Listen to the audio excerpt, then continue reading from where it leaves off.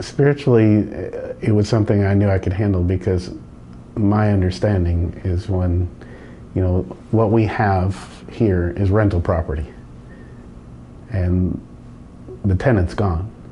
When you've died, this is just the shell. And so it didn't bother me to see it. It didn't bother me to be around it. When children were involved, yeah, and we talked it through.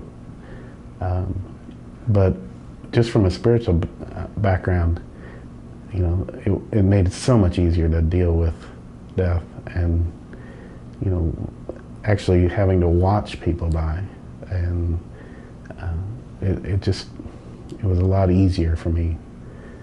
It was easier, I think, for me because I had been around funeral directors before and had given them a hand with different things, and so I was used to being around it. And I had been a fireman before all this, so I had seen it already, and quite a bit of it. And there's a lot of a lot of Vietnam vets who are that a lot of the post-traumatic is just now kicking in and so forth. And is there any fear, first of all, that may happen to you? Have you? And why do you think that happens, maybe in a delayed manner? Yeah, I think it's possible. I think it's very possible for me because I've seen a lot.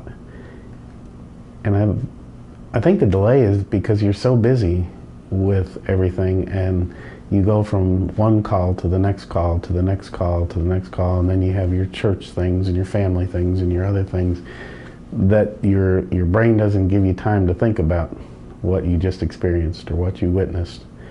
And then when things start to settle down a little bit, and I understand why it's delayed in a lot of military guys till years and years later, because things aren't quite as busy and quite as hectic, and you have a little more time to think about things, and all of a sudden stuff starts creeping back in, and that you thought was long gone. And I can see where that would happen pretty easily.